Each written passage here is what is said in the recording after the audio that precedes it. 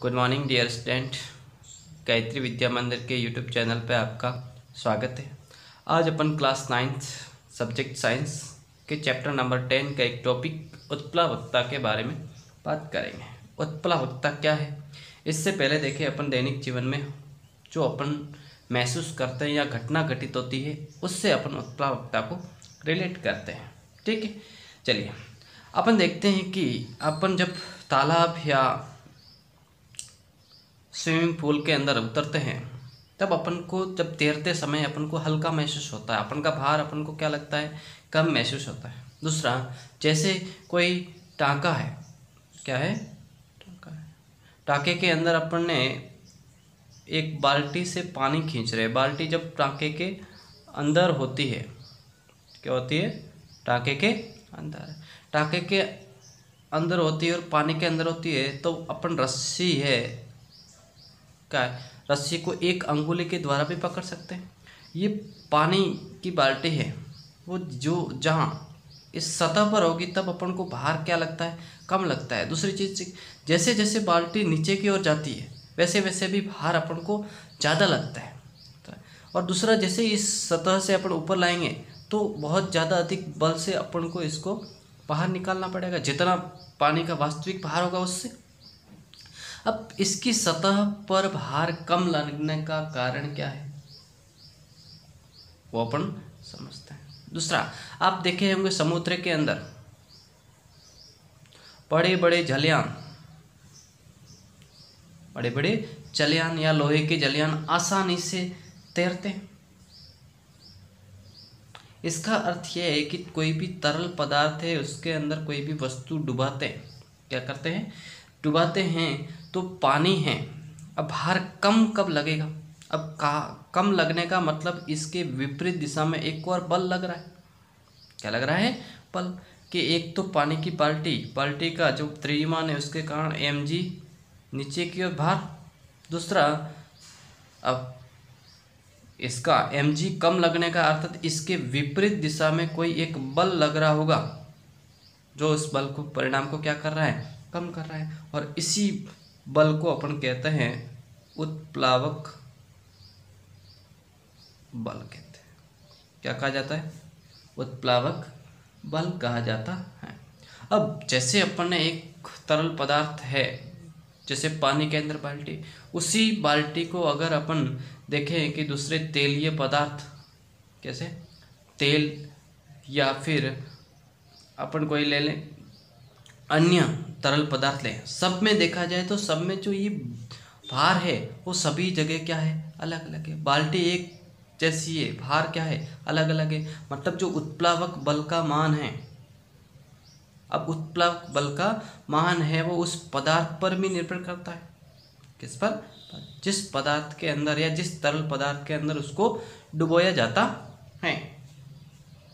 ठीक है, अब पदार्थ है, उस पदार्थ की क्या कैरेक्टरिस्टिक क्या हो सकता है ना, तो अपन कह सकते हैं जो उत्प्लावक बल का मान है वो किस पर निर्भर करता है, घनत्व पर निर्भर करता है।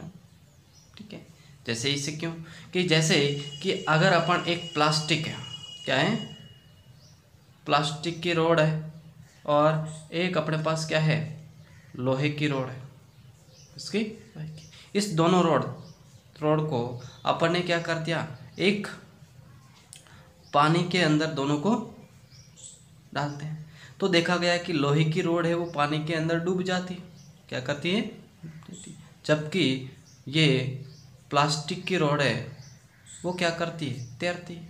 इसका अर्थ क्या है कि यहाँ पे पानी के द्वारा इस पर लगाया गया बल है वो लोहे के भार से कम है, और इसमें पानी के द्वारा लगाया गया उत्प्लावक बल प्लास्टिक के भार से अधिक है। अधिक को दो, हमेशा बल कैसी राशि, सदिश राशि है, और परिणाम अधिक बल की दिशा में ही होता है। ये चीज़ अपन जानते हैं। ठीक है, तो यहाँ से अपन ने टर्म्स आई क्या, घनत्व। तो घनत्व को समझते हैं, घनत्व क्या है, घनत्व को समझे। देखें, घनत्व को अंग्रेजी में कहते हैं अपन डेंसिटी, और इसका प्रतीक चिन्ह है रो। क्या? रो। ठीक है, घनत्व बराबर होता है कि एकांक आयतन में, कैसे, एकांक आयतन में जो द्रव्यमान होता है वो क्या कहलाता है, घनत्व। अर्थात घनत्व बराबर होता है द्रव्यमान बट्टे आयतन, या फिर अपने रो बराबर द्रव्यमान m/v। इसका मात्रक क्या होगा,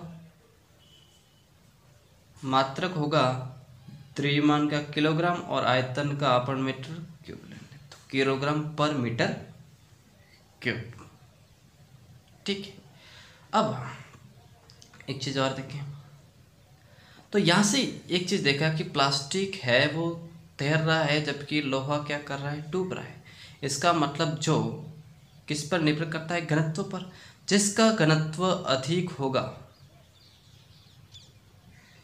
वो क्या करेगा, डूबेगा। जिसका घनत्व कम होगा वो क्या करेगा, तैरेगा। ठीक है, यहाँ पे देखें प्लास्टिक का घनत्व है कि रो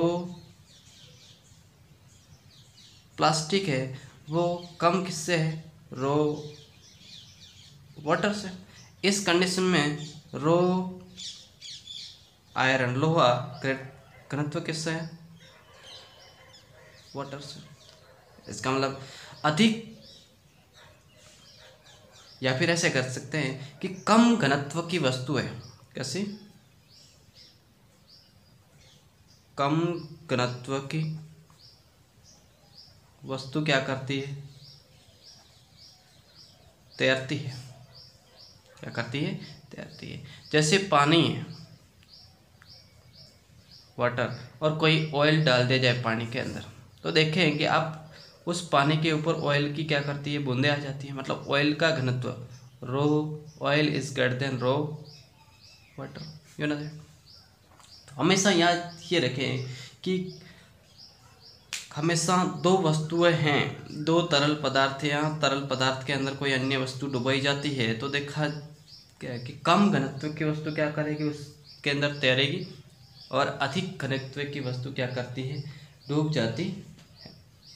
ठीक है, चलिए अब देखें कि जब अपन वस्तु को डुबाया जाता है, वस्तु को डुबाया, अब डुबाने में इसका कुछ स्पेस होगा। कोई वस्तु जैसे डुबाने के कुछ आंशिक रूप से डूबती है, कुछ पूर्ण रूप से डूबती है, कोई ऊपर तैरती है। तो उस कंडीशन में देखा जाए कि वो कितना जब डूबेगी तो इसका तो तरल पदार्थ है वो भी क्या आएगा, ऊपर आएगा। मतलब तरल पदार्थ का स्तर ऊपर आएगा डूबने से, और वो तरल पदार्थ का स्तर कितना ऊपर आएगा, वो एक अपने पास सिद्धांत पढ़ते हैं, आर्किमिडीज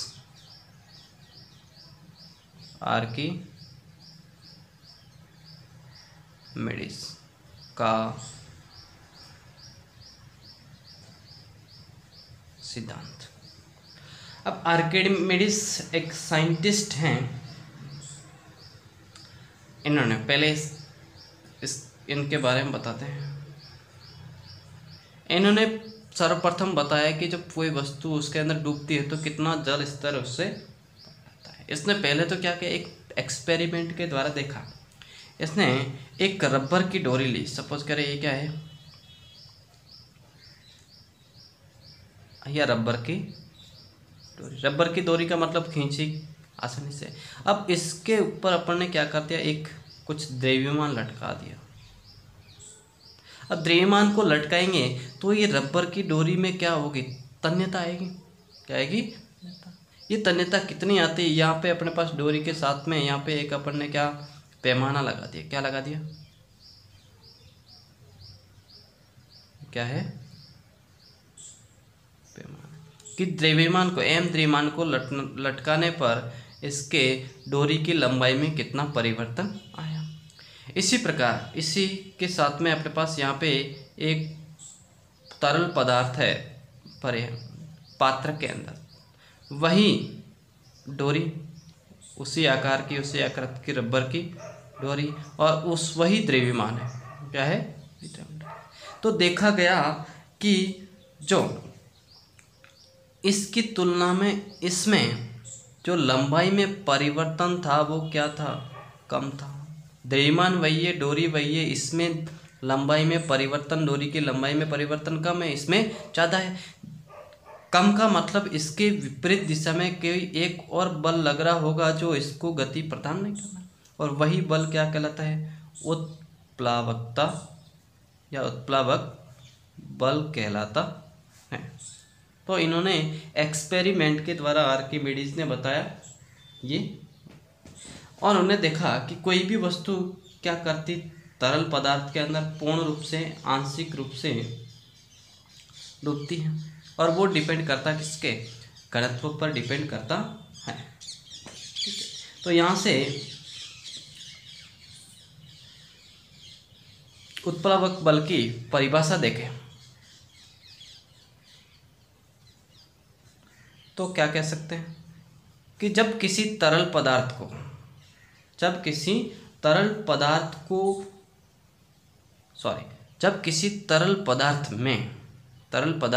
में किसी वस्तु को पूर्ण या आंशिक रूप से डुबाया जाता है तो तरल पदार्थ के द्वारा उस वस्तु पर ऊपर की दिशा में एक बल लगता है, या वस्तु ऊपर की ओर एक बल का अनुभव करती है, जिसे अपने पास क्या कहते हैं, उत्प्लावक बल कहते हैं। और उस उत्प्लावक बल का मान उसको पर लिफ्ट फोर्स कहते हैं। लिफ्ट फोर्स का मान हटाए गए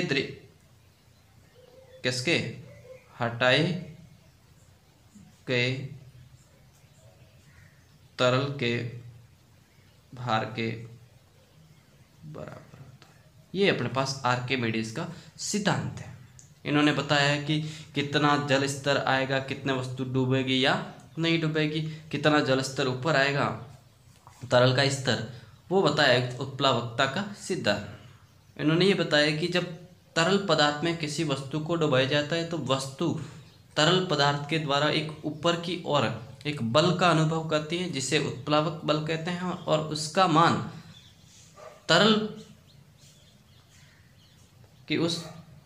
उसका मान वस्तु द्वारा हटाए गए तरल पदार्थ के भार के बराबर होता है।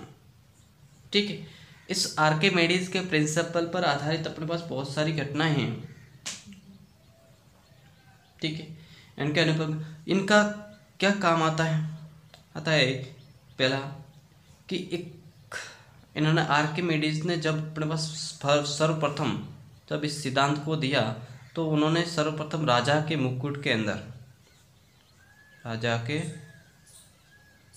मुकुट में सोने की शुद्धता का मापन किया। दूसरा, अपन डेली लाइफ के अंदर जब डेयरी प्लांट के अंदर जो दूध की शुद्धता का मापन होता है, दूध की शुद्धता का मापन किया जाता है, उसमें भी अपने पास आर्किमिडीज का प्रिंसिपल, दूध के नमूनों की जांच करना है, घनत्व की जांच करनी है। दूसरा, हाइड्रोमीटर में भी इस प्रिंसिपल का इस्तेमाल किया जाता है। ठीक है, चलिए, तो ये चीज़ हो गई अपने पास। अब अपन देखते हैं एक टॉपिक और, आपेक्षिक घनत्व। क्या चाहिए,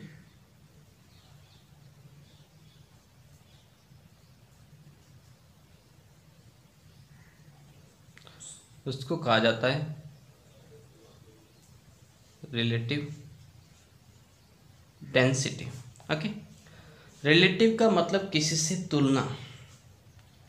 अब देखें प्रत्येक वस्तु के घनत्व के बारे में, ये अपन पहले बता देते क्या चीज़ होती है।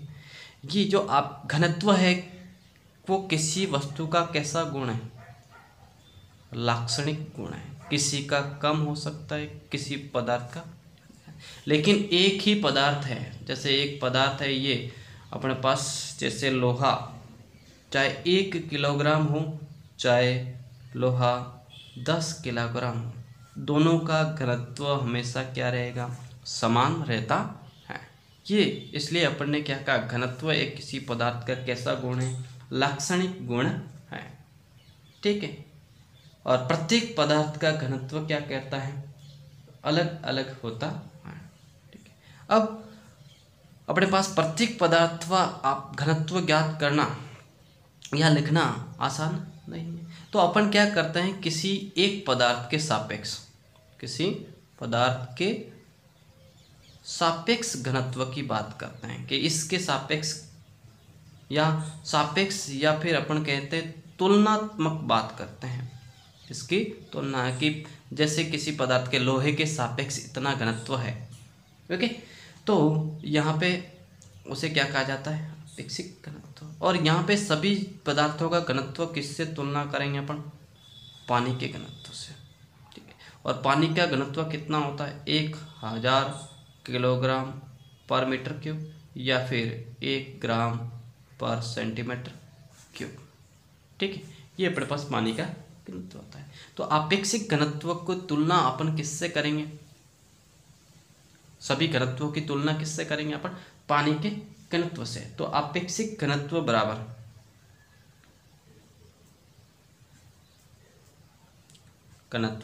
बराबर पदार्थ का घनत्व अपॉन पानी का घनत्व। एक से आसान इसलिए है कि अपन अपेक्षित घनत्व की बात करेंगे तो इसमें 1000 का डिवाइड करेंगे, तो 1000 का डिवाइड करना क्या रहेगा, आसान रहेगा। ठीक है, अगर अपने पास ग्राम पर सेंटीमीटर में तो 1 का डिवाइड करना, जबकि किलोग्राम में तो 1000 से।